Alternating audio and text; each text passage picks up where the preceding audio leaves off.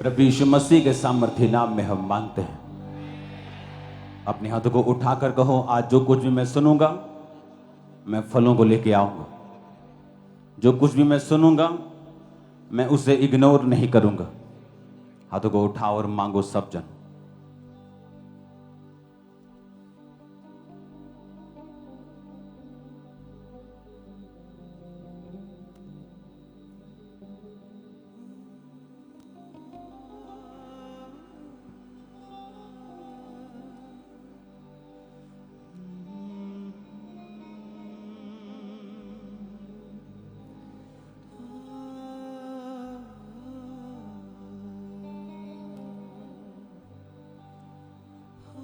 प्रभु यीशु मसीह के सामर्थ्य नाम में हम मांगते हैं। अपने हाथों को उठा के एक और वायदा करेंगे खुदावंद के साथ कि परमेश्वर आज जो कुछ मैं सुनूंगा मैं उसे प्रचार करूंगा और दूसरों से उसे शेयर करूंगा। हाथों को उठाओ और वायदा करो खुदावंद के साथ।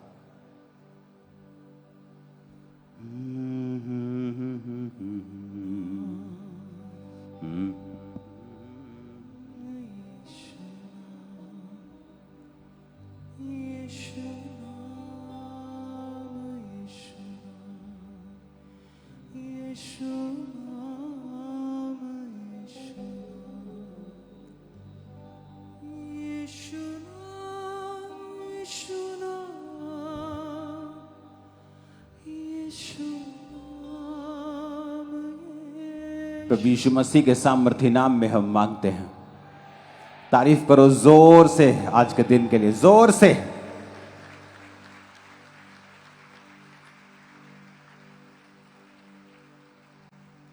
मेरा यह विश्वास है कि आज जब आप इस वचन को सुन लेंगे आपके मन में क्लैरिटी आ जाएगी कि आप किस तरह से परमेश्वर में बढ़ सकते हैं और किस तरह से नेक्स्ट लेवल पे जा सकते हैं।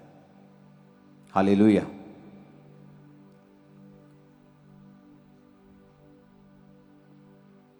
जब परमेश्वर ने आखिरी आज्ञा दी थी अपने चेलों को और 500 लोगों को, तो परमेश्वर ने कहा था यरूशलेम को ना छोड़ना परंतु पवित्र आत्मा के आने की बाट जोहना। और वचन कहता है कि पेंटीकोस्त के दिन जब पवित्र आत्मा उतरा तो वो सब गैर भाषा से भर गए और सब पवित्र आत्मा से भर गए और सब अभिषेक से भर गए। और वचन ये भी कहता है कि वो जब पवित्र आत्मा और अभिषेक से भर गए तो वो सब लोग जो थे परमेश्वर के काम करने लगे। उनके हाथ रखने से रोगी चंगे होने लगे। और यह वचन पूरा हुआ कि अंत के दिनों में मैं अपना आत्मा सब मनुष्यों के ऊपर उंडेलूंगा। पुराने समय में जीसस क्राइस्ट के जन्म से पहले कुछ लोगों के ऊपर आत्मा उतरता था और परमेश्वर उनको अपना अभिषेक देता था। और परमेश्वर ने कहा था याजक जो मेरे अभिषिक्त होंगे ये लोगों के भार को उठाएंगे और लोगों के लिए बलि चढ़ाएंगे। और याजकों को परमेश्वर ने पवित्र रहने के लिए बोला। और वचन ये भी कहता है कि याजकों के ऊपर जो अभिषेक था उसके कारण परमेश्वर ने कहा था कि इनके जीवन में उत्तम दाख, उत्तम तेल और सब कुछ याजकों की लाइफ में जो आएगा वो उत्तम से उत्तम आएगा। मैं 10 तरह का बेस्ट जैतून का तेल मंगवाऊंगा और जो 10 में बेस्ट होगा वो मैं याजकों को दूंगा। यानी याजकों के जीवन में जो भी आशीष होगी वो सबसे उत्तम होगी, क्योंकि ये मेरे अभिषेक किए हुए हैं और ये मेरी सेवा करने वाले लोग हैं। और जब हम ये बात को जानते हैं कि परमेश्वर एक सा रहने वाला परमेश्वर है और परमेश्वर कभी बदलता नहीं, पुराने नियम में और नए नियम में वो बदला नहीं है, वो एक ही है। कुछ चीजें उसने की हैं लेकिन वो बदला हुआ परमेश्वर नहीं है। अगर वो पहले याजकों को खड़ा करता था सेवकाई के लिए तो बाइबल कहती है, जब हम प्रकाशित वाक्य 1 उसकी 5 और 6 आयत पढ़ते हैं, अब वो ये कहते हैं कि जो पुराने समय के याजक हुआ करते थे कुछ, अब तुम सब जो परमेश्वर को मानते हो तुम सब याजक हो और तुम्हारा महायाजक प्रभु यीशु मसीह है। यानी परमेश्वर जब आपको देखता है तो वो इस निगाह से देखता है कि जिसने परमेश्वर को ग्रहण कर लिया, जो परमेश्वर में आ गया, जिसने बपतिस्मा ले लिया, परमेश्वर की निगाह में जब वो आपको देखता है तो एक याजक और एक राजा के रूप में देखता है। तो इसका मतलब जब याजकों को वो देखता था तो वो इस तरह से देखता था कि ये मेरे याजक हैं, इन पर मेरा अभिषेक है, अब मैं इनको उत्तम दाख, उत्तम गेहूं, उत्तम तेल, यहां तक कि जो उनकी पत्नी हुआ करती थी, उनका पार्टनर हुआ करता था, वो भी परमेश्वर बोलता था कुंवारियों में से लेना, वो पवित्रताई में से लेना, उत्तम लेना। क्यों ऐसा परमेश्वर कहते थे? क्योंकि बाइबल कहती, परमेश्वर ने कहा ये मेरी सेवा करने वाले याजक हैं जिन पर मेरा अभिषेक है, और मैं इनके जीवन में जो दूंगा वो सिर्फ उत्तम से उत्तम ही होगा। तो पुराने नियम के जो याजक होते थे, परमेश्वर कहता कि मैं इनको उत्तम दूंगा, जो भी इनकी लाइफ में आशीष आएगी मैं इनको बेस्ट आशीष दूंगा, दुनिया से अलग करूंगा, मैं इनके ऊपर अपना अभिषेक रखूंगा, मैं इनको सुरक्षित रखूंगा, मैं इनको बीमारियों से बचाकर रखूंगा, मैं इनको शर्मिंदगी से बचाकर रखूंगा, मैं इनको दुश्मन के हाथ में नहीं पड़ने दूंगा। क्यों? क्योंकि इस पर मेरा अभिषेक है और ये मेरा चुना हुआ याजक है और ये सेवा करने वाला है। कितने मेरी बात को समझ रहे हैं? अब पुराने नियम में कुछ कुछ याजक होते थे, बाकी प्रजा होती थी, वो अपने अपने पापों के लिए भेड़ों को लाया करती थी। याजक उन भेड़ों को परमेश्वर के सामने पाप बलि, होम बलि के रूप में, स्वेच्छा बलि, बड़ी सी बलियां होती थी, उनके रूप में परमेश्वर के सामने चढ़ाया करता था। लेकिन लोगों को अधिकार नहीं था बलि चढ़ाने का। लेकिन परमेश्वर ने कहा कि जब प्रभु यीशु मसीह आ जाएंगे तो अनुग्रह आ जाएगा, ऐसा अनुग्रह आ जाएगा जो कभी कुछ कुछ लोगों पे होता था, अब वो सब पे आ जाएगा। और जो कोई परमेश्वर को ग्रहण करेगा, यहोवा पिता के सामने वो याजक ठहराया जाएगा और राजा ठहराया जाएगा। यानी उसकी लाइफ में अब जो कोई आशीष आएगी वो उत्तम से उत्तम आएगी। तुम बेस्ट आशीषों के हकदार होंगे, तुम्हारी लाइफ में हर एक चीज बेस्ट होगी। ऐसा परमेश्वर देखता है आप विश्वासियों को, जब वो आपकी ओर देखता है जिसने बपतिस्मा लिया हुआ है, जो याजक है और जो परमेश्वर यीशु मसीह को अपना उद्धारकर्ता मानता है। समझ आ गई इतनी बात के नहीं? मैं आगे चलूं, ये बेस बना रहा हूं मैं। यानी आप सोचते हैं कि जब परमेश्वर आपको देखता है तो वो क्या सोचता है? मैं आपको बता रहा हूं कि जब परमेश्वर आपको देखता है तो वो ये सोचता है कि ये मेरा याजक है और इसका मेरा अभिषेक इसके ऊपर है, तो मैं इसको इसकी लाइफ में बेस्ट दूंगा। ये परमेश्वर सोचता है आप सबके विषय में। लेकिन अब कुछ पॉइंट हम देखेंगे कि क्या हम सचमुच याजक हैं।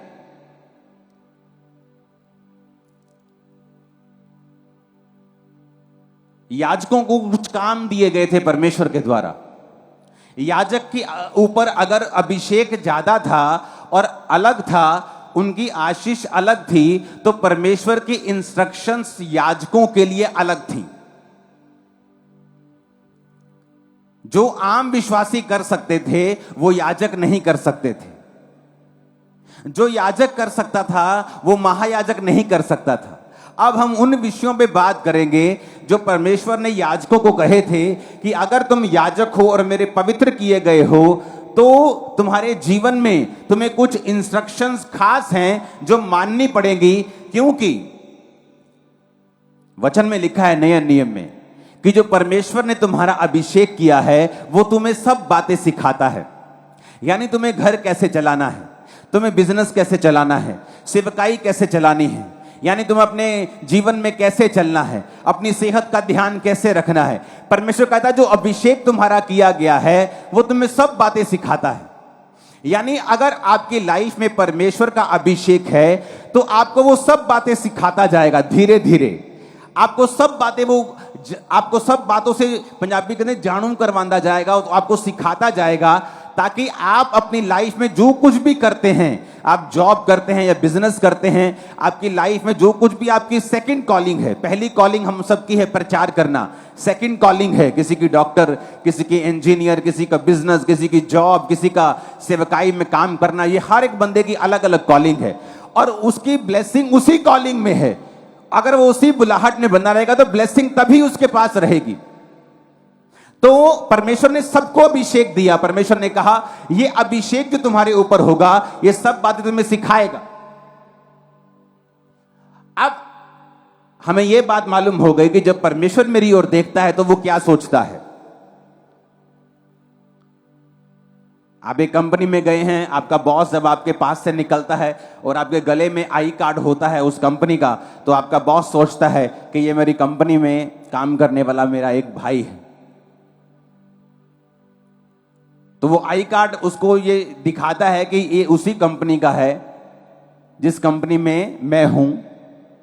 उसी तरह से जब परमेश्वर आपको देखता है तो वो इस तरह से देखता है कि ये मेरा बेटा है, मेरी बेटी है, ये याजक है और मैं इसको उत्तम दूंगा। तो ये परमेश्वर की निगाह है, ये सोच है, उसका दिल है जब वो आपको देखता है।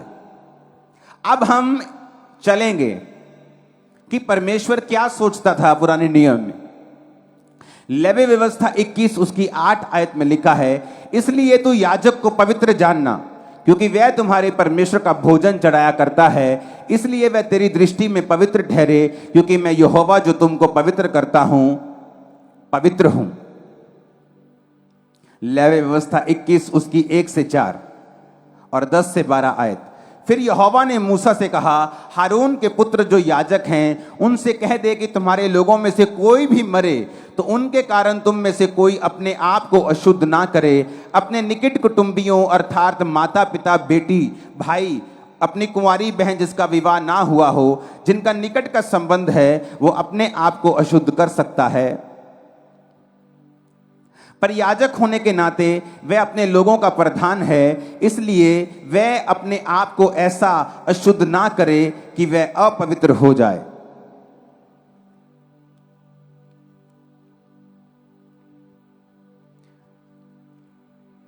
इफिसिया 2 उसकी 1। उसने तुम्हें भी जिलाया जो अपने अपराधों और पापों के कारण मरे हुए थे। अब परमेश्वर क्या कहता है याजकों को? उसने प्रजा को नहीं कहा। याजकों को पता क्या कहता है? कहता अगर तुम्हारा कोई रिश्तेदार मर जाए, तुम्हारा मामा मर जाए, भुआ मर जाए, फूफी मर जाए, फुफ्फड़ मर जाए, मासी मर जाए, अपने निकट संबंधी मर जाए, तो तुम वहां जाकर अपने आप को अशुद्ध नहीं करोगे, उसकी लोथ को नहीं छुओगे, वहां पर अपनी प्रेजेंस नहीं रखोगे। हां, अगर तुम्हारी कुंवारी बहन, तुम्हारा भाई, तुम्हारा बाप, तुम्हारी मां मर जाए तो वहां तुम जा सकते हो। यानी एक स्टैंडर्ड था याजक के लिए कि वो यहां जा सकता है और यहां नहीं जा सकता। उसी तरह से परमेश्वर ने नए नियम में लिखा है अविश्वासियों का विश्वासियों के साथ क्या मेलजोल, भेड़ का भेड़िए के साथ क्या नाता। लेकिन आज क्यों परमेश्वर उनको ऐसा कहता था? परमेश्वर कहता तुम्हारे ऊपर अभिषेक है। जब तुम्हारे ऊपर अभिषेक है तो तुम ऐसा नहीं कर सकते जैसा आम लोग कर रहे हैं, नहीं तो ये अभिषेक जो तुम्हारे ऊपर है ये अशुद्ध हो जाएगा। इफ सबोपदेशक 10 उसकी 1 में लिखा है, मरी हुई मक्खियों के कारण गंधी का तेल सड़ने और बसाने लगता है, और थोड़ी सी मूर्खता बुद्धि और प्रतिष्ठा को घटा देती है। परमेश्वर ने क्या कहा कि थोड़ी सी मूर्खता के कारण, मरी हुई मक्खियों के कारण गंधी का तेल, एक सुंदर, एक अभिषिक्त, एक सुगंधित तेल भी सड़ने लगता है और बसाने लगता है। मरी हुई मक्खियां पाप को दर्शाती हैं, पाप के परिणाम को दर्शाती हैं, मरे हुए कामों को दर्शाती हैं। तो परमेश्वर ने कहा याजक अपने आप को अपवित्र नहीं करेंगे क्योंकि इन पर मेरा अभिषेक है। उसी अभिषेक के कारण इन पर बेस्ट आ रहा है, बेस्ट तेल, बेस्ट दाग, बेस्ट जीवन, बेस्ट सब कुछ, बेस्ट सुरक्षा, ब्लेसिंग, हीलिंग, डिलीवरेंस इन पे आ रहा है। तो परमेश्वर ने नए नियम में क्या कहा? परमेश्वर ने कहा तुम्हारा अविश्वासियों का विश्वासियों के साथ क्या मेलजोल, विश्वासियों के साथ अविश्वासियों के साथ क्या नाता, भेड़ का भेड़ियों के साथ क्या नाता। लेकिन आज अगर आपको कोई ऐसा लड़की या लड़का पसंद आ जाए जो अविश्वासी हो, आप झट उसके साथ शादी करने के लिए तैयार हो जाते हैं, ये सोच के कि कल को ये क्रिश्चियन बन जाएगा, कल को ये मसीह में आ जाएगा। क्यों? क्योंकि आपको ये पता नहीं है कि आपको अपने अभिषेक को संभाल के रखना है। अगर आप अपने अभिषेक को संभाल के नहीं रखते और उसे गंदा होने देते हैं, गंधी का तेल सड़ने और बसाने लगता है मरी हुई मक्खियों के कारण। कि जो तेल आपके अंदर है, जो अभिषेक आपके अंदर है, वो तो सुगंधित है, वो इतनी सुगंधित है कि वो सब चीजों को अपनी ओर खींचेगा। वो उत्तम दाग को, उत्तम जॉब को, उत्तम ब्लेसिंग को, उत्तम बिजनेस को, उत्तम चीजों को अपनी ओर लेके आएगा। लेकिन मरी हुई मक्खियों के कारण, कि तुम्हारे काम मरे हुए हैं, तुम्हारे पापों के कारण, तुम्हारी ब्लू फिल्में देखने के कारण, तुम्हारे ध्यान ना रखने के कारण कि क्या ये काम मेरे अभिषेक को खराब कर सकता है। परमेश्वर ने कहा याजकों को कि तुम्हें उत्तम तो मैं दूंगा, लेकिन तुम्हें अब वैसा नहीं करना पड़ेगा जैसे लोग कर सकते हैं। अब तुम आम लोगों में नहीं जा सकते, तुम मरे हुए लोगों में नहीं जा सकते। तो क्या हम मरे हुए लोगों में नहीं फिरते? हमें मालूम है कि मेरा एक फ्रेंड जो क्रिश्चियन है, ये आत्मा में मरा हुआ व्यक्ति है, ये पाप करने वाला व्यक्ति है, ये व्यभिचार करने वाला व्यक्ति है, शराब पीने वाला व्यक्ति है, तो भी मेरे साथ उसका संबंध मैं छोड़ता नहीं हूं। इसका मतलब क्या है कि मुझे अपने अभिषेक की कोई भी परवाह नहीं है।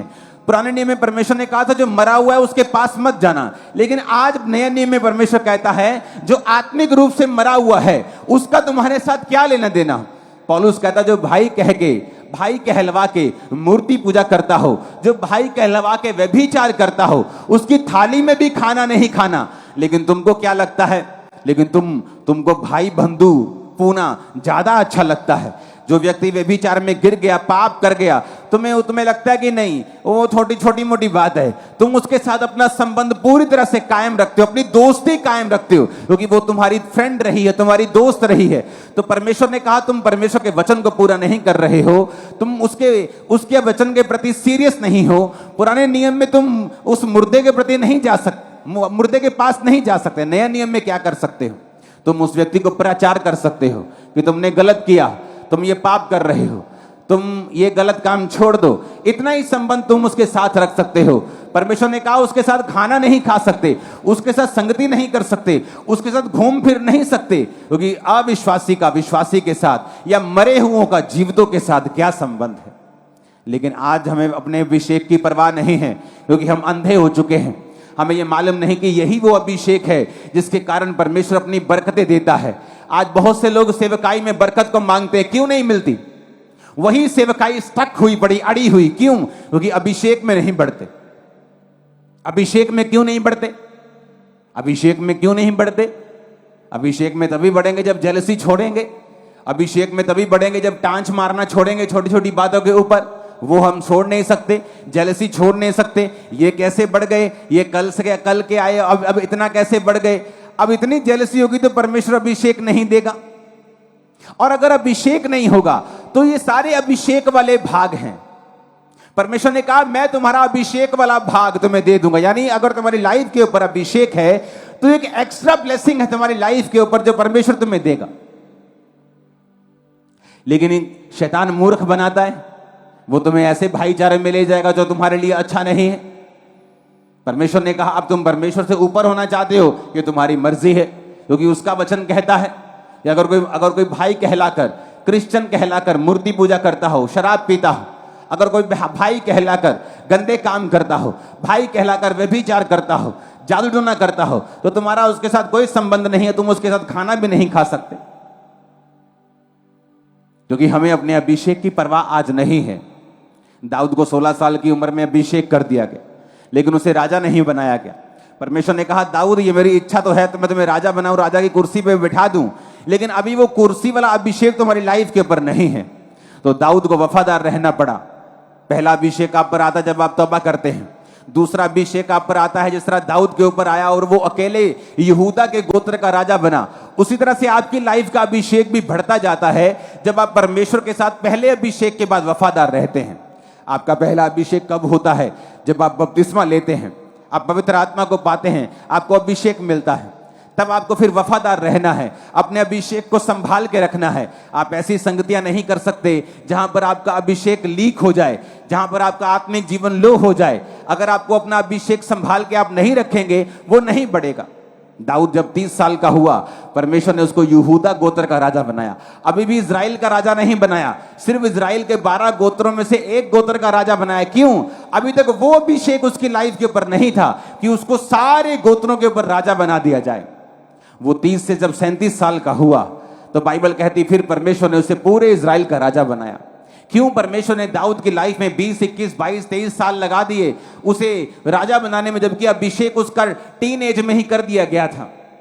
क्योंकि परमेश्वर ये देख रहा था कि दाऊद उसके साथ वफादार रहे और अभिषेक में बढ़े, और जब वो अभिषेक में बढ़ता जा रहा था, परमेश्वर उसकी लाइफ में ब्लेसिंग्स को, उसके राज्य को बढ़ाता जा रहा था। कितने मेरी बात को समझ रहे हैं? लेकिन आज हमें कोई परवाह नहीं है।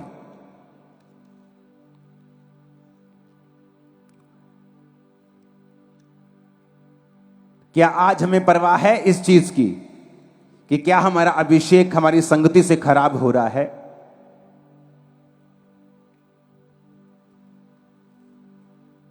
कोई परवाह नहीं। कैसी संगति हम कर रहे हैं, कोई परवाह नहीं। हमारे दोस्त कैसे हैं, हमें कोई परवाह नहीं है।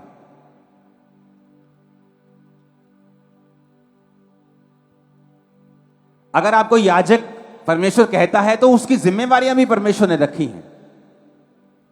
वो कहता है याजक को मैं बेस्ट दूंगा, तुम्हें मांगने की जरूरत नहीं। परमेश्वर कहता है मैं बेस्ट दूंगा, दाख, तेल, लाइफ, पार्टनर, एवरीथिंग तुझे बेस्ट दूंगा, किसी चीज की कमी तुम्हारी लाइफ में नहीं आने दूंगा। पर याजकों को वो क्या कहता है? कहता तुम फिर दुनिया से अलग जियोगे, जैसे तुम्हारा दोस्त जीता है तुम भी वैसा जीना चाहते हो, तो तुम्हारे ऊपर याजक का अभिषेक नहीं रहेगा। जब अभिषेक नहीं रहेगा तो वो ब्लेसिंग्स, वो सुरक्षा, वो परमेश्वर का स्पेशल फेवर भी तुम्हारी लाइफ के ऊपर नहीं रहेगा। आज तो तुम चर्च में हो, लेकिन जब यहां से चले जाओगे तब कहां जाओगे? कल तुम अपने काम में क्या करोगे? अपने बिजनेस में क्या करोगे? क्या तुम चोरी करोगे? तो इसका मतलब तुम्हारे ऊपर परमेश्वर का अभिषेक नहीं रहेगा, क्योंकि याजकों के ऊपर एक जिम्मेवारी थी। अपना घर चलाने की जिम्मेवारी भी याजकों के ऊपर थी। लेवी व्यवस्था 21 उसकी 9 में लिखा, यदि याजक की बेटी वैश्या बनकर अपने आप को अपवित्र करे तो वह अपने पिता को अपवित्र ठहराती है, वो आग में जलाई जाए। परमेश्वर ने क्या कहा है? पुराने नियम में अगर याजक की बेटी वैश्या बन जाए तो आग में जला दो। तो नए नियम में भी उसने सेम कहा, लेकिन किस तरह से कहा वो हमें देखने की जरूरत है। पहला तीमुथियुस 3 उसकी 2, 4 और 11-12 में लिखा है, यह आवश्यक है कि अध्यक्ष निर्दोष और एक ही पत्नी का पति, संयमी, सुशील, सभ्य, अतिथि सत्कार करने वाला, सिखाने में निपुण, अपने घर का अच्छा प्रबंध करता हो, अपने बाल बच्चों को सारी गंभीरता से अधीन रखता हो। तो चेंज नहीं किया, लेकिन मारने का अधिकार अभी नहीं दिया। मार कुटाई बंद हो चुकी कि सूली पे चढ़ा दो, आग लगा दो, वो पत्थर मार दो, बंद हो गया। पर कहता अपने बेटे पे छड़ी चलाना बंद नहीं किया। पूरी गंभीरता से अधीन रख, ये बंद नहीं किया। आप अपने घर के अगुए हैं, आप अपने घर के पिता हैं, आप अपने घर के याजक हैं, लेकिन आपको यह नहीं मालूम कि आपके बच्चों के दोस्त कौन हैं, वो स्कूल में क्या कर रहे हैं, वो अपनी लाइफ में क्या कर रहे हैं।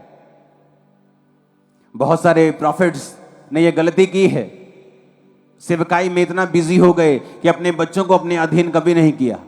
जिस तरह के शमूएल, ऐसा नबी जिसकी एक भी बात धरती पे गिरती नहीं थी, लेकिन वचन कहता है कि उसके बच्चे परमेश्वर की राहों पर नहीं चले।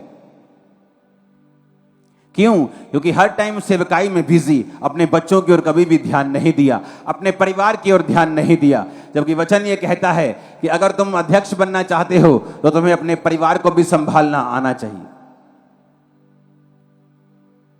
आपको नहीं पता आपकी वाइफ की प्रेयर लाइफ कितनी है, आपको नहीं पता आपके हस्बैंड की प्रेयर कितनी है। आप अपना घर व्यवस्थित नहीं किया। अगर आपने अपना बेस व्यवस्थित नहीं किया, आप बड़ी बिल्डिंग उस पर नहीं बना सकते। आपने अपने घर के माहौल को ऐसा नहीं किया कि सब प्रार्थना कर सकें। हर बंदा अपने में बिजी है और संडे के संडे हम चर्च चले जाते हैं। ये उत्तम रास्ता नहीं है और ये सही रास्ता नहीं है। बाइबल कहती है एली के बच्चे जो थे वो लुच्चे थे, वे व्यभिचार करते थे भवन में ही। और बाइबल कहती है एली आता था, बोलता था ए बच्चों तुम गलत करते हो। ऐसे होते ना ठंडे माँ बाप, अपने बच्चों को समझाते रहते, बेटा ऐसा मत करो।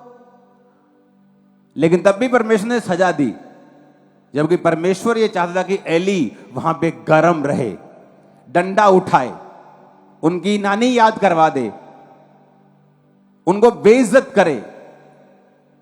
लेकिन आज के लोग बेइज्जत होना नहीं चाहते, वो मरना चाहते हैं। तो एली ने उनको बेइज्जत नहीं किया, पर बाइबल कहती है फिर वो नाश के रास्ते पे चले गए और एक दिन संदूक उठा लिया गया। जब हमला हुआ और दोनों बच्चे एक ही दिन में मर गए, और जब एली को यह समाचार मिला, वो भारा था, कुर्सी पे बैठा हुआ था, तोंद निकली हुई थी, बहुत भारी था। जब उसने समाचार सुना, झटका लगा और वो भी गिरा, और भारी होने के कारण गर्दन के भार गिरा और गर्दन के मणके टूट गए और वहीं पे वो मर गया। जहां गर्म होना चाहिए था वहां गर्म नहीं हुए, ताकि घर में कलेश ना हो,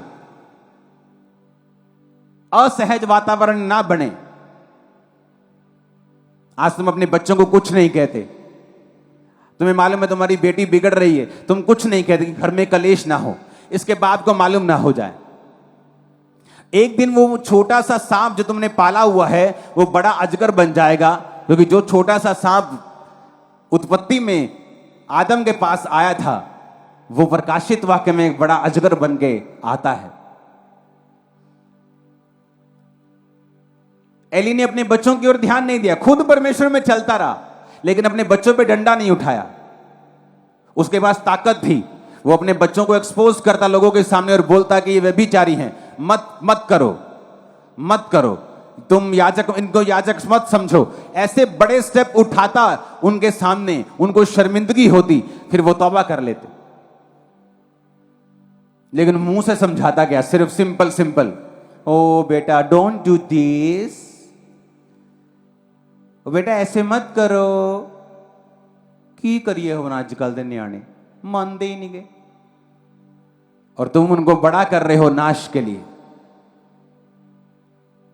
बहुत से सेवक नहीं उठा पाते ऐसे स्टेप्स को और अपने बिगड़े हुए बच्चों को पुलपट पे खड़ा करे रखते हैं।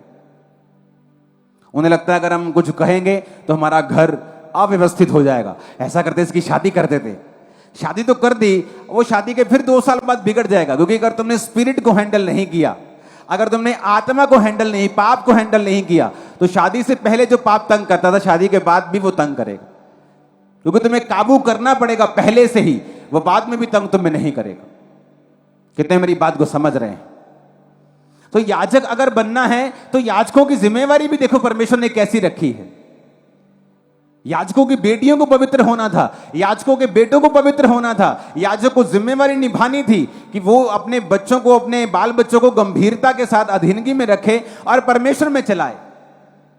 क्यों परमेश्वर अब्राहम से खुश था? क्यों परमेश्वर बोलता था, जब 3 दूत अब्राहम के पास आए और उन्होंने खाना खाया, उनमें से 2 दूत थे और एक यहोवा परमेश्वर था। जब बाइबल कहती है वो सदोम और अमोरा की ओर चले उनको नाश करने के लिए, तो जो एक दूत यहोवा परमेश्वर था, तो वो अपने मन में सोचने लगा कि जो मैं करने वाला हूं, क्या मैं अपने दोस्त अब्राहम से छुपा के रखूं? क्योंकि ये अपने घराने को आज्ञा देगा कि मेरे बाद तुम परमेश्वर में अटल चलते रहोगे। आज्ञा देगा, कमांड करेगा, विल बनाएगा। मेरे बाद अगर मेरे बच्चे यहोवा में चलते हैं तो सारी प्रॉपर्टी के मालिक हैं, नहीं तो ये सारी प्रॉपर्टी सब में बांट दी जाए। ऐसी विल, ऐसी कमांड, ऐसी पावर अपने घराने के ऊपर कि बेटा ये सही रास्ता है, तुम्हें यहोवा में चलना है, मुड़ना रास्ता नहीं है, नहीं तो मैं तेरा बाप नहीं हूं। लेकिन नहीं, आज के विश्वासी ऐसे कदम नहीं उठा सकते, और वो धीरे धीरे अपने बच्चों को नाश होता हुआ देखते हैं।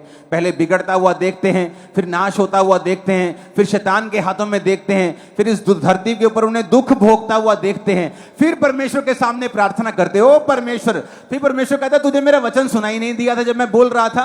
तुझे ये मालूम नहीं कि मैं ही वचन हूं, वचन ही मैं हूं? जब मैं वचन के जरिए तुमसे बात कर रहा था, तुम्हें सुनाई नहीं दिया था?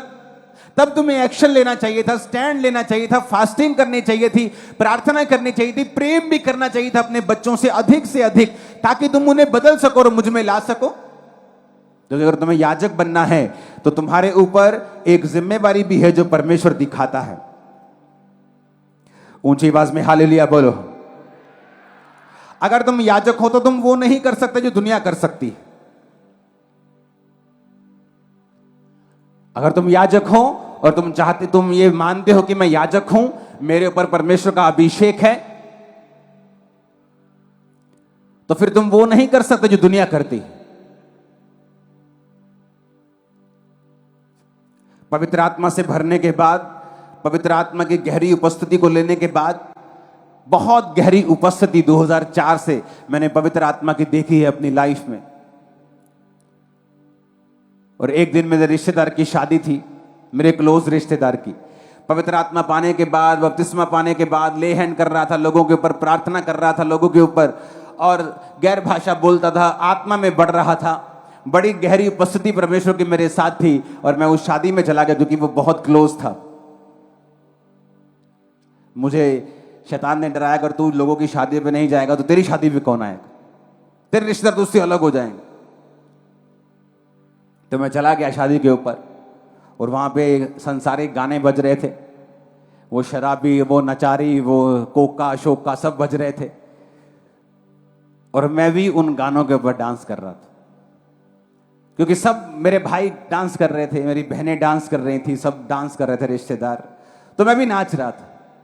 लेकिन अंदर पवित्र आत्मा के साथ मैं दुखी हो रहा था और अंदर से मैं बुझ रहा था और पवित्र आत्मा शोकित हो रहा था अंदर से। और मैंने ज्यादा डांस नहीं किया, जस्ट 5-7 मिनट किया होगा। मैं साइड पे आया और मैंने सोचा कि क्या मैं ये सही कर रहा हूं, क्योंकि मुझे अच्छा फील नहीं हो रहा था। मुझे मालूम था कि मैं अलग किया गया हूं, मैं इन लोगों के जैसा नहीं हूं, मैं अभिषिक्त हूं, परमेश्वर ने मेरा अभिषेक किया है, मैं परमेश्वर की सेवकाई कर रहा हूं। उस दिन से मैंने पवित्र आत्मा को, पवित्र आत्मा, लोग नाराज हो, रिश्तेदार नाराज हो, आज के बाद मैं किसी गाने के ऊपर डांस नहीं करूंगा, चाहे वो किसी भी रिश्तेदार का। वहां से आ गया मैं, और मैं आपको सच बताता हूं, वो सब नाचने वाले आज दुखी हैं अपनी लाइफ, और मेरा सुख आसमान तक पहुंच चुका है, क्योंकि मैंने ये फैसला किया था कि मैं अपने अभिषेक को खराब होने नहीं दूंगा। मैं ये डांस करके, मैं ये इन्हीं ड्रिंक चल रही है, डांस चल रहा है, मैं ये काम करके मैं कैसे अपने आप को याजक खड़ा बना सकता हूं। जब परमेश्वर कहता है याजक, तुम याजक हो, तो तुम अपनी भुआ के मरने पे नहीं जा सकते हो। तो परमेश्वर इतनी गहरी इंस्ट्रक्शंस इनको देता था, तो परमेश्वर आज भी याजकों को कहता है तुम लोगों को कि तुम अविश्वासियों के साथ तुम्हारा क्या मेल जोल, तुम उनको प्रचार करो, तुम उनके लिए प्रार्थना करो, तुम उनके लिए हेल्प करो, तुम उनको उनसे तसल्ली करो, उनको गले लगाओ, उनको प्यार करो, लेकिन उनके जैसे काम, उनके जैसे संगति, उनके जैसे बीच में रह के उनको प्रसन्न करने का प्रयत्न नहीं कर सकते तुम लोग। तो मैंने अपने आप को अलग किया। मुझे मसीह में आए शायद सिर्फ 1 साल हुआ होगा, तब मैं वचन को जल्दी समझता था। जब मुझे मालूम हुआ था कि मुझे बपतिस्मा लेना है, कि बपतिस्मा नाम की कोई चीज होती है, तो मैं अपने पास्टर को बोलता था, वो पास्टर नहीं थे, जस्ट सेवा करने वाले लोग थे, तो मैं बोलता था जल्दी बपतिस्मा दो। बोलते थे पास्टर देंगे, जब पास्टर इकट्ठे हो जाएंगे 20-30 लोग तो पास्टर बैप्टिज्म देंगे। तो उस पास्टर से जब मेरा बपतिस्मा हुआ, जब 20-30 लोग इकट्ठे हुए, वो भी 1-1.5 महीने बाद, जबकि मुझे जब बपतिस्मे के बारे में मालूम हुआ था, मैंने कहा था जल्दी जल्दी मुझे बपतिस्मा दे दो। और आज लोग 6-6 महीने, 1-1 साल सोचते रहते हैं कि मैं बपतिस्मा लूं या ना लूं। क्या सोचते रहते हो कि मुझे पाप करना है, मैं अभी पाप करूंगा, मैं साफ नहीं हूं। अगर तुम्हें साफ होकर ही परमेश्वर के पास आना है तो उसमें परमेश्वर की क्या बड़ाई है। बाइबल कहती है वो तुम आओ, परमेश्वर तुम्हें साफ करेगा। तुम ये नहीं सोच सकते कि मैं बपतिस्मा तब लूंगा जब मैं साफ हो जाऊंगा। तुम ये नहीं सोच सकते कि जब मुझे आवाज आएगी। कौन सी आवाज? परमेश्वर तो आवाज दे चुका है बाइबल में कि तुम में से सब लोग बाप बेटा पवित्र आत्मा के नाम से बपतिस्मा ले और परमेश्वर को ग्रहण करें। अब कौन सी आवाज की उड़ीक कर रहे हो? नहीं, मैंने फलाने टाइम पे एक नाम लिया हुआ है। बाइबल कहती है जब तुमने परमेश्वर को जान लिया, पुरानी बातें बीत गई, तुमने वो लिया कि परमेश्वर को जान सको। अब जब तुमने परमेश्वर को जान लिया कि जीसस क्राइस्ट मेरा असली, ओरिजिनल, ऑथेंटिक, सच्चा परमेश्वर है, अब यीशु मसीह के पीछे आने का टाइम हो चुका है। अब परमेश्वर को फॉलो करने का टाइम हो चुका है। आमीन। लेकिन अभी भी सोचते हैं, इसका मतलब अभी भी पाप का बीज तुम में है। अभी भी तुम सोचते हो कि मुझे पाप करना है। और अगर तुम सोच ही रहे हो कि मुझे शायद पाप करना है, तो अब इसका मतलब यह है कि तुम अभी याजक नहीं हो। और अगर याजक नहीं हो, अभिषेक नहीं है, तो वैसी ब्लेसिंग्स तुम्हारी लाइफ के ऊपर नहीं है। कितने आज इन वचन को समझ रहे हैं? अभिषेक के कारण जुआ नाश होगा। अभिषेक वाला भाग यानी एक्स्ट्रा भाग।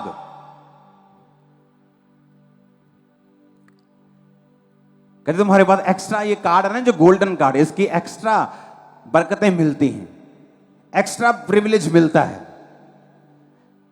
परमेश्वर ने कहा जो अभिषेक वाला भाग होगा, यानी एक्स्ट्रा, मैं तुम्हें वो दूंगा, एक्स्ट्रा दूंगा लोगों से, क्योंकि तुम्हारा अभिषेक वाला भाग है।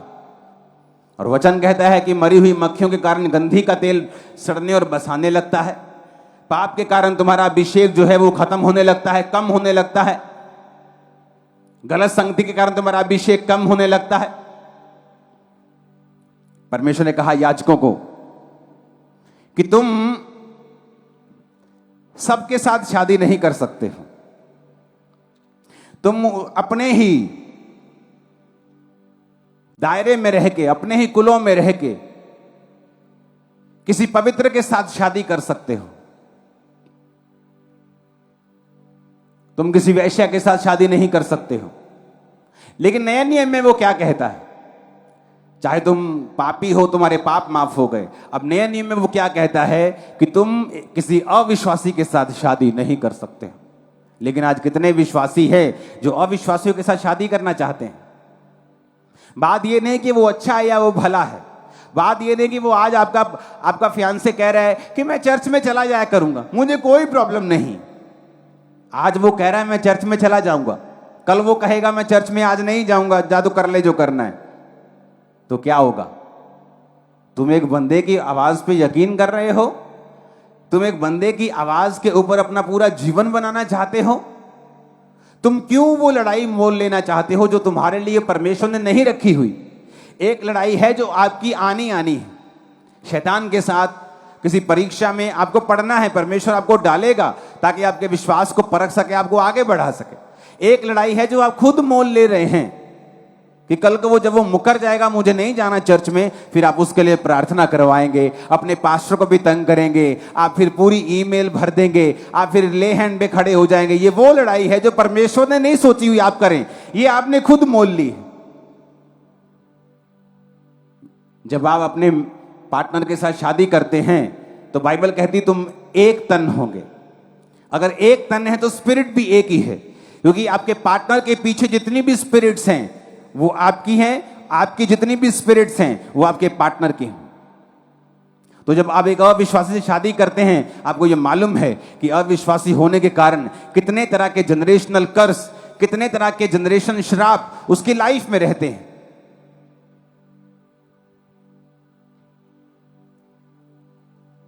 तो जब आप उससे शादी कर रहे हैं, आप उन आत्माओं के साथ भी शादी कर रहे हैं। जब आप किसी के साथ व्यभिचार करते हैं, आप उसकी स्पिरिट के साथ बंध जाते हैं। चाहे आप तौबा भी कर लें, लेकिन लास्ट तक आपको वो स्पिरिट उठानी पड़ती है आपके कंधों के ऊपर। नहीं तो यकीन नहीं तो दाऊद को पढ़ लो, वो माफ कर दिया गया, लेकिन वो तलवार की स्पिरिट उसके बच्चों को उसकी जिंदगी के अंतिम दिनों तक उसने छोड़ा नहीं। इसलिए वचन कहता है कि जो पाप तुम करते हो दूसरे, वो देह से बाहर हैं, लेकिन जो पाप तुम व्यभिचार का करते हो वो डबल पाप है, तुम्हारी देह के विरुद्ध भी है, तुम्हारी आत्मा के विरुद्ध भी है। कितने इन बातों को समझ रहे हैं? तो वचन कहता है कि परमेश्वर ने ये सब चीजें हमें लिख कर दी हैं और हमें अपना अभिषेक संभालने के लिए हमें अलग टाइम में रहना है। हमारी बाउंड्रीज हैं, हमें एक बाउंड्रीज में रहना है ताकि हम अपने अभिषेक को बचा के रखें, क्योंकि जो लोगों की लाइफ में नहीं है परमेश्वर ने आपको दिया है, वो अभिषेक आपका है। उसने कहा मैं पवित्र हूं, तो तू पवित्र बन। पवित्रताई के बिना कोई मुझे देख नहीं पाएगा। अगर वो अभिषेक हमारी लाइफ में होगा, वो सब चीजों को हमारी लाइफ में खींच के लेके आएगा। और ये एक दिन का काम नहीं है। अभिषेक का मतलब है टू रब, किसी चीज पर रगड़ना। एक खुशबूदार चीज को आप अपने शरीर पर एक दिन रगड़ेंगे तो उसकी स्मेल 2 दिन नहीं जाती। तो अगर आप रोज रगड़ते जाएंगे, रोज रगड़ते जाएंगे, रोज रगड़ते जाएंगे, रोज रोज रोज, तो वो आपके शरीर का एक हिस्सा बन जाएगा। लेकिन जब आप गंदगी में जाएंगे, मिट्टी में जाएंगे, लोटपोट हो जाएंगे, तो उसकी स्मेल थोड़ी धीमी हो जाएगी। फिर आपको नहाना पड़ेगा, फिर आपको मलना पड़ेगा उस स्मेल को वापस पाने के लिए। उसी तरह से अभिषेक है।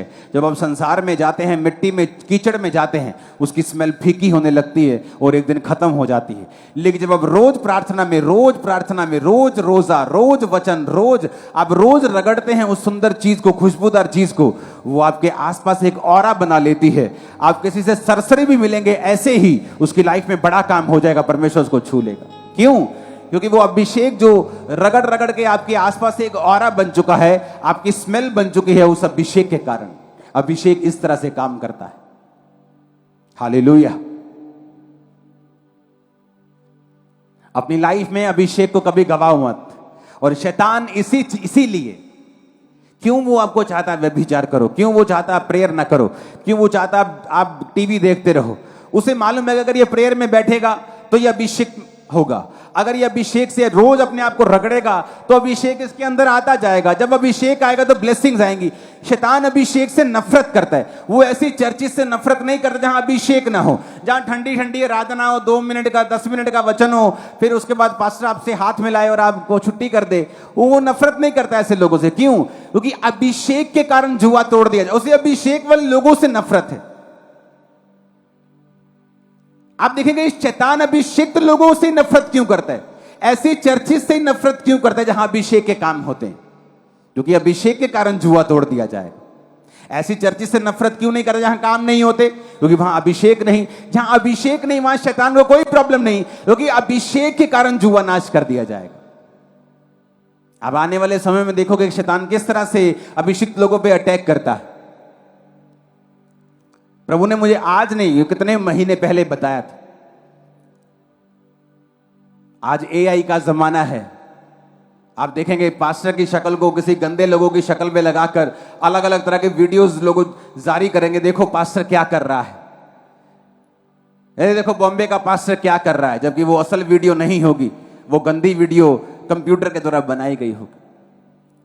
उसके हाथ में सिगरेट पकड़े, कंप्यूटर बनाएगा। पास्टर्स पे अटैक क्यों कर रहा है शैतान? क्योंकि उसको पता है कि ये अभिषिक्त हैं। वो अभिषेक वाले लोगों पे अटैक क्यों करता है? उसे मालूम है अगर शैतान मुझ पे अटैक करता है तो वो मुझे पे अटैक नहीं कर रहा, वो आप पे अटैक कर रहा है, क्योंकि ये अभिषेक आपको छुड़ा रहा है। कितने मेरी बात को समझ रहे हैं? वो अभिषेक चर्चों के ऊपर ही क्यों बोलता है? उसे अभिषेक चर्चों से क्यों प्रॉब्लम है? क्योंकि अभिषेक के कारण तेरा हर जुआ तोड़ दिया जाए। और सबसे अधिक क्या संभालना है? अभिषेक को। क्यों नहीं जाना इधर उधर? अभिषेक के कारण।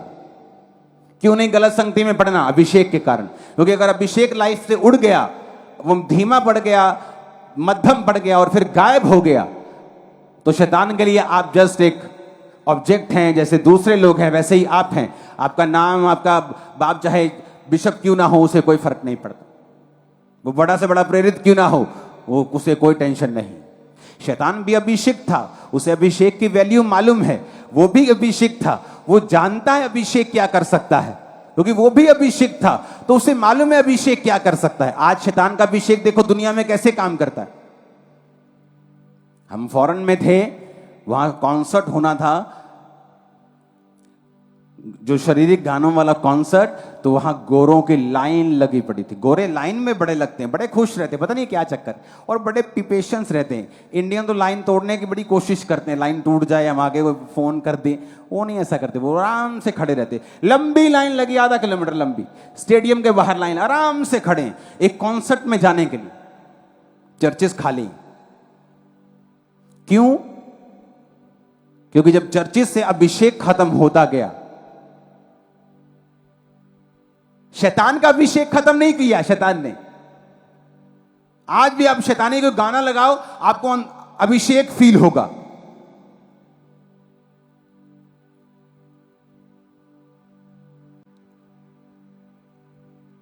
और बुढ़ी माई जिसके गोडे दर्द करते हैं ना, जब वो कभी मैं गीत लगा ही मेरा दिल करे मैं नचा, वो क्या है? अभिषेक। क्या है वो? किसका? शैतान का भी अभिषेक है, उसने गवाया नहीं है, शैतान गिराया गया है, अभिषेक उससे छीना नहीं परमेश्वर ने। तो फॉरेन में क्या हुआ? चर्चिस में से अभिषेक खत्म होता गया तो लोग खत्म होते गए। नहीं तो फॉरेन में क्या होता था कि हर गली के बाहर एक चर्च थी, और अभिषिक्त लोग, जो पौलुस की जनरेशन के सिखाए हुए लोग आगे बढ़ते थे, अभिषेक से बढ़ते थे और दुनिया पे राज किया उन लोगों ने। धीरे धीरे अभिषेक खत्म होता गया, दुनियावी चीजें बढ़ती गई। ओ ह्यूमैनिटी ह्यूमैनिटी करते गए। ये यूरोप वाले, ये जो अमेरिका वाले, ये लोग जो आज ह्यूमैनिटी ह्यूमैनिटी कर रहे हैं, एक दिन इन पर अन्य जाति, मैं उस कौम का नाम नहीं लूंगा, आप समझ जाना, कब्जा कर लेंगे। और जब 30% हो जाएंगे, इनके नाक में दम कर देंगे, ये सारे अंग्रेज घुटनों पे आ जाएंगे और यहोवा के सामने भीख मांगेंगे। और तब परमेश्वर उन जगहों पे काम करना शुरू करेगा। याद रखना, जो काम यहां हो रहा है, चाइना में हो रहा है, इंडोनेशिया में हो रहा है, एशिया में हो रहा है, कोरिया में हो रहा है, हो चुका है वहां पे, वो काम फिर वहां पे होगा, फिर से दोबारा होगा। जो काम 1000 ईस्वी में हुआ, जो पौलुस के जमाने में हुआ, जो पहली सदी में हुआ, वो फिर से शुरू होगा। जब अभिषेक कम हुआ, चर्चिस में से लोग कम हुए, क्योंकि जब अभिषेक नहीं है तो आप लोगों को खींच नहीं सकते। अगर आपके पास अभिषेक, आपको लोगों को मिलने की जरूरत नहीं। अभिषेक छुड़ाएगा लोगों को, लेके आएगा लोगों को। कितने मेरी बात को समझ रहे हैं? लिखा, अभिषेक के कारण तेरा हर जुआ नाश कर दिया जाएगा। जब शैतान का अभिषेक कम नहीं हुआ, आज भी वो देखो गाने गाते तो कॉन्सर्ट में से भरे होते। देखो मेरे साथ के बच्चे बता रहे थे, जो फॉरेन में होते हैं, यंग जो लड़कियां लड़के, कि मेरी कॉलेज की, मेरी स्कूल की लड़की ने $2000 की टिकट ली है इस कॉन्सर्ट में आने के लिए। क्यों? शैतान का अभिषेक कम नहीं हुआ। और वो अपने लोगों को अभिषेक देता है कि जाओ और लोगों को अपनी ओर खींचो। और आप समझ रहे हैं कि क्रिश्चियन लोगों को अपनी ओर खींच लेंगे अगर उनमें अभिषेक नहीं हुआ। चर्चिस के अकेले वचन सुनाकर उनको खींच लेंगी अगर वो वचन अभिषेक के साथ प्रचार नहीं किया गया। इसलिए पौलुस ने कहा, मेरे प्रचार में लुभाने वाली बातें नहीं थी जो मैं लुभाऊं तुम्हें वचन में से या संसारिक बातों में से कि परमेश्वर की रहा हो। कहता, परंतु आत्मा और सामर्थ का प्रमाण था, लुभाने वाली बातें नहीं थी। आज क्या चल रहा है मोस्टली चर्चिस में? लुभाने वाली बातें। वो आपको टीच करने की कोशिश करते हैं, यहोवा के बारे में बताने की कोशिश करते हैं, जबकि वो भूल गए कि जिसके खिलाफ तुम्हारा, शैतान के खिलाफ युद्ध है, भाई साहब, उसके पास सामर्थ है और तुम बिना सामर्थ के चल रहे हो। तुम उसके सामने जोकर हो, शैतान के सामने। वो तुमको जोकर मानते हैं। तुम बिना अभिषेक से नहीं चल सकते, तुम नहीं खींच सकते, तुम नहीं ला सकते लोगों को परमेश्वर के पुलपिट के सामने कि आओ और तौबा करो। जब लंगड़े चलेंगे, अंधे देखेंगे, काम होंगे, छुड़ाए जाएंगे शैतान के बंधनों से लोग, तो लोग यकीन कर लेंगे कि यहां सचमुच परमेश्वर की सामर्थ है और परमेश्वर का आत्मा यहां पे है और सचमुच यहोवा परमेश्वर जीवित है और यीशु जीवित है। हालेलुया। अगर अपनी लाइफ में कुछ संभाल के रखना है तो वो क्या है? नहीं सुना मेरे को, नहीं सुना मेरे को, नहीं, मजा नहीं आया, नहीं मजा आया। ऊंची आवाजें बोलो, ये स्पिरिट में चला जाए तुम्हारी। 7 बार बोलो, क्या संभाल के रखना है?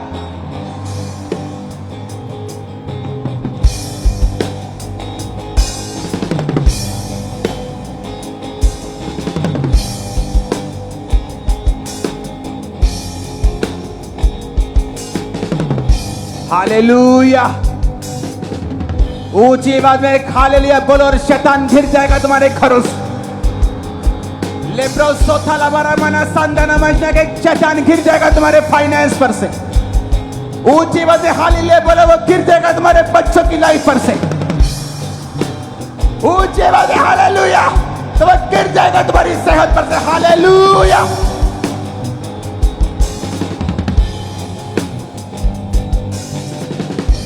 वो गिर जाएगा तुम्हारे घरों से। 7 बार बोलो हालेलुया। तुम एक बड़ी न्यूज को पाओगे जो तुम वेट कर रहे हो।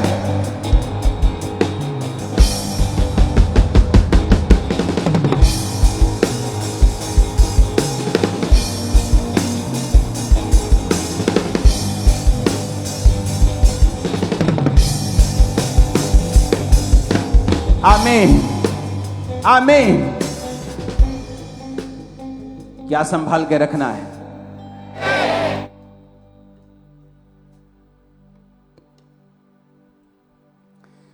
क्या संभाल के रखना है?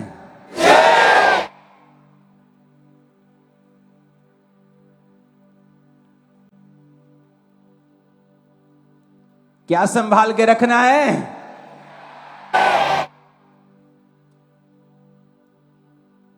हालेलुया। तो वो पूरी कोशिश करेगा शैतान कि तुम पर से सिर्फ अभिषेक चला जाए, उसके बाद बोलेगा मैं तुम्हें संभाल सकता हूं, क्योंकि उसका अभिषेक गया नहीं है और उसे बताइए क्या कर सकता है। तो वो कोशिश करता है कि तुम उस काम को करो जो वचन के खिलाफ है, तुम्हारा अभिषेक कम हो और एक दिन खत्म, क्योंकि शैतान के खिलाफ तुम एक जोकर हो। अगर तुम्हारी लाइफ में अभिषेक नहीं, चाहे तुम्हें बाइबल सिर के पैरों से लेके उत्पत्ति से लेके प्रकाशित वाक्य के अंत तक आती हो, तुम बाइबल के टीचर हो, तुम्हें एक एक लाइन पता हो और तुम्हारे ऊपर अगर अभिषेक नहीं, तुम जोकर हो। शैतान तुम्हें कुछ नहीं समझता।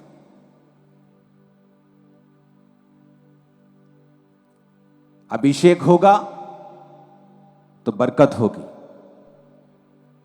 सुरक्षा होगी, शर्मिंदगी नहीं होगी। जो प्रार्थना नहीं करते अभिषेक नहीं ले सकते। जिनके 2.5-3 घंटे से कम प्रेयर है, अभिषेक कभी नहीं ले सकते। फास्टिंग नहीं करते, संगति रेगुलर नहीं करते। हाँ, किराया नहीं होता जी, एक संडे आ जाते, एक संडे नहीं आते। तुम रोटी 2 टाइम खाते हो ना रोज? हाँ जी रोज 3 टाइम जी, सवेरे भी ऐसी खा के जाइदा करो। अगर तुम रोटी 3 टाइम खाते हो, तुम्हें हर संडे चर्च आना जरूरी है। अगर तुम 2 टाइम खाते हो तब भी आना जरूरी है। 1 टाइम खाते हो तब भी आना जरूरी है। इससे कम खाते हो फिर मत आना, क्योंकि इससे कम तुम खाते नहीं। आत्मिक जिंदगी के लिए, संगति के लिए हमारी वैल्यू कम हो गई, अभिषेक कम हो गया। अभिषेक कम हो गया, शैतान अटैक करना शुरू कर दिया।